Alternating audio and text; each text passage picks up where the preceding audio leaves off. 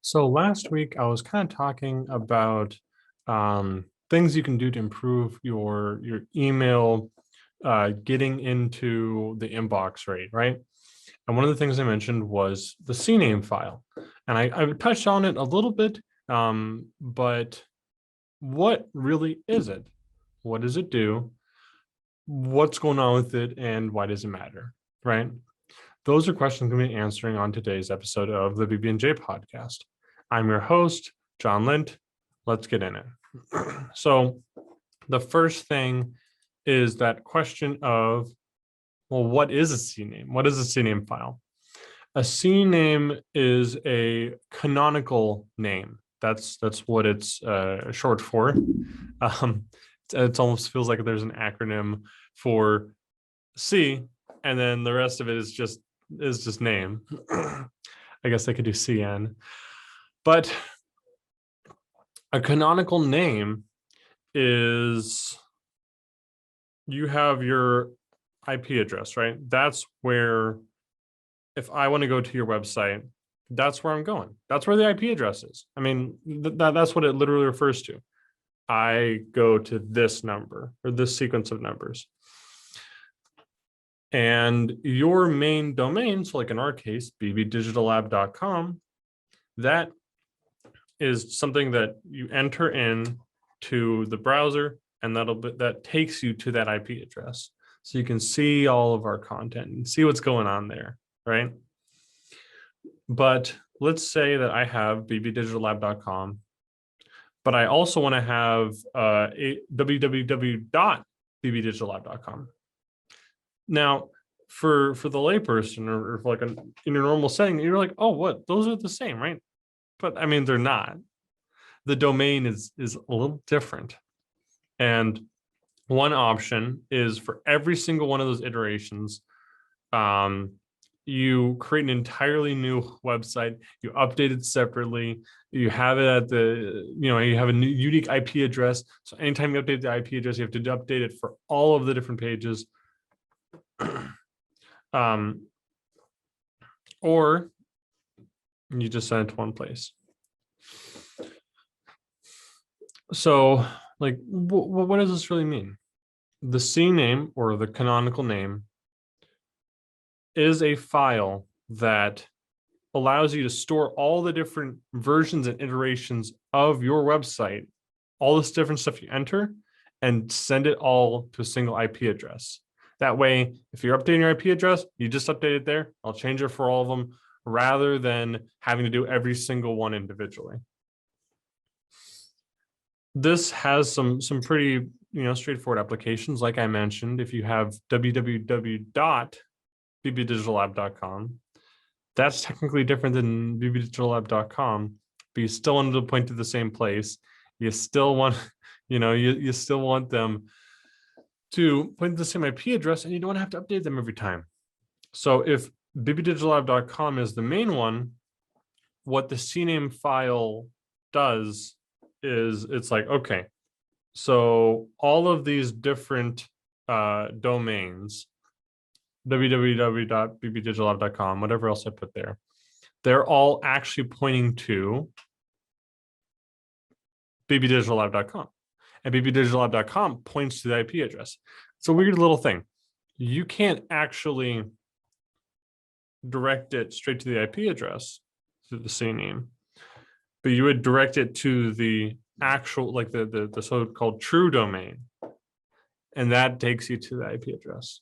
That takes you to the data that's stored at that IP address. So what are some other applications of it? Pretty straightforward one. If you have a subdomain, so if we were to launch we have our main website of bbdigitallab.com, but if we were to have a secondary thing where, let's say, we sold camera equipment, may not want to call it that. We might want it to be its own kind of compartmentalized thing and call it something like BB and camera. I don't know.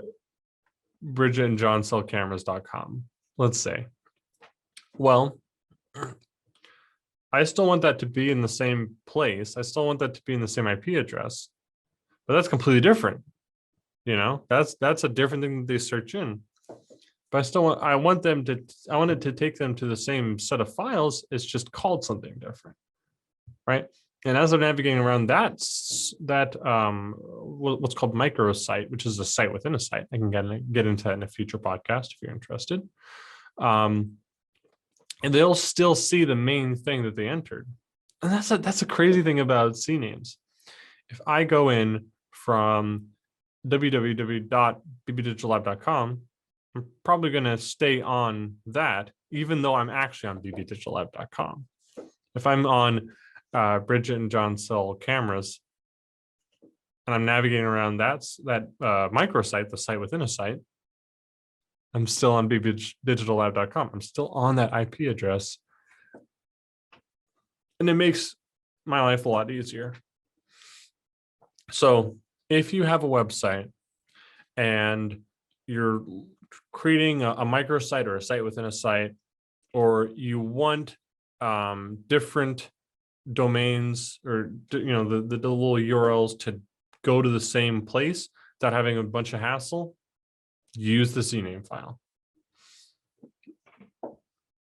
The question, there's the obvious thing of like, okay, well, this is a CNAME file and this is kind of what it does. But where do you even find it? This is something I had to learn myself not too long ago because I started having to work on it. I mean, that's why I'm making this podcast, because like I want to help you guys do something that I didn't even realize was a thing. And then I was like, oh my gosh, how do I even do this? And the fact of the matter is, it depends. So whoever is hosting your site, that's who has it. So for example, if you have WordPress hosting your site, then you'd go to your WordPress account. You'd go into your, this is for like very high level. I'm not going to like go actually through, here's how you find my CNAME record. You find the files of the domain related files, and it'll say CNAME record, and then you can update it.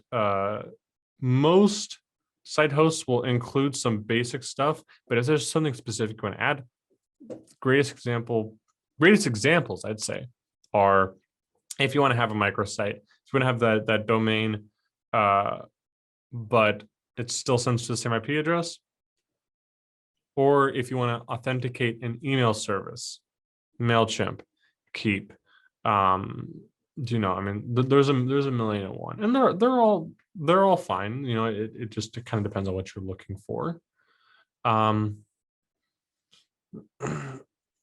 But those services, those features of your website, what you're doing as a company online, really benefit from the CNAME. So you go in, new record. If it's most services will provide that information of like, hey, add this stuff. You add it, big bada boom.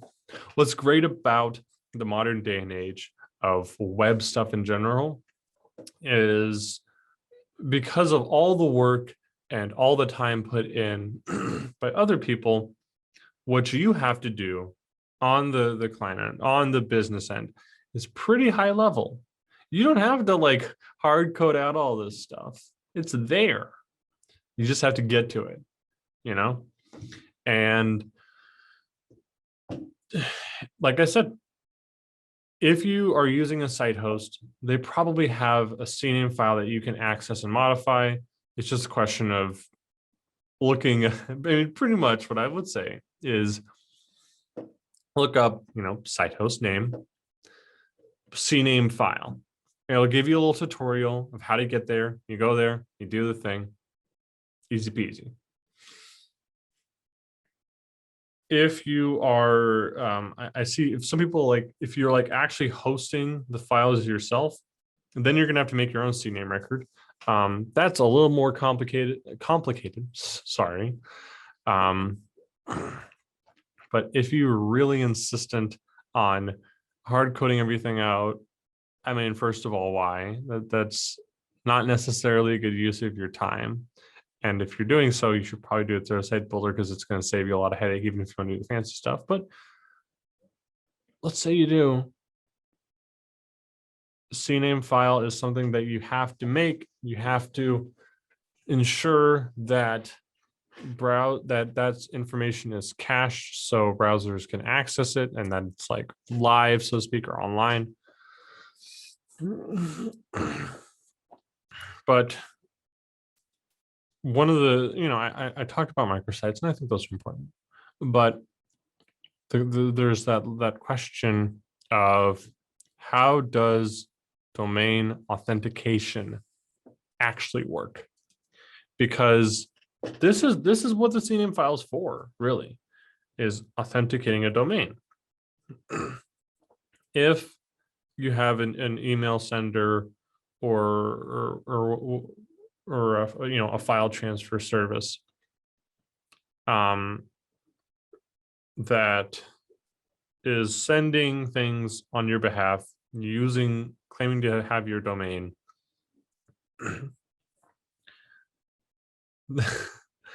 the mail services, Google, Yahoo,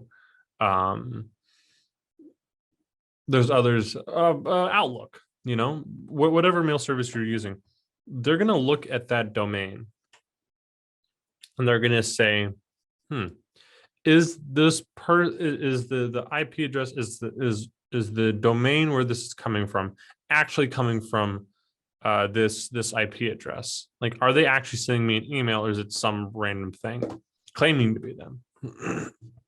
Well, it's going to check out the CNAME file. If that domain isn't there, it's going to be like, well, this is clearly fake, right? But if you've done the email authentication where you have the email domain, and that points to your main domain, which in turn points to the actual IP address, it's going to look at the CNAME file. It's going to say, okay, here's the domain for the email sender, or the file transfer protocol, or whatever it is. Here is the root domain, and then here's the IP address. Everything looks good. Send it through. So if you're not updating the CNAME, like there are kind of some workarounds, but it's not. Avoid the hassle. You can, I mean, like this microphone that I'm talking into right now, if I had enough time and resources, I could make a microphone from scratch. Would it be anywhere near as good? No. Would it be worth my time? No. Would it be worth the money and headache and frustration? No. And would it even be as good as this microphone? No. Because this was made with time. This was made professionally. This was made to scale, and the same is true with like the CNAME, mail senders, all that. Don't try to reinvent the wheel. CNAME files there. I promise you, if you have a site host, you have a CNAME. Go find it. Go put whatever emails things you're using. Go put whatever file transfer protocols you're using. If you're trying to set up a microsite, put it there too. It'll make a world of difference for how your site is perceived in terms of safety and security for the site host. I talked about site safety and security all the time. I talk about all the time because it's important. Not only for like the actual data and privacy. But so a browser, so a search engine will know that they can probably trust you, probably. But that is about all I have for you on the topic of CNAMEs. If you have any other questions about this kind of technical stuff, let me know. I'd love to answer it. Um, it's been great having you. I'm your host, John. Thanks for watching, and I'll see you next week. Don't forget to like and subscribe.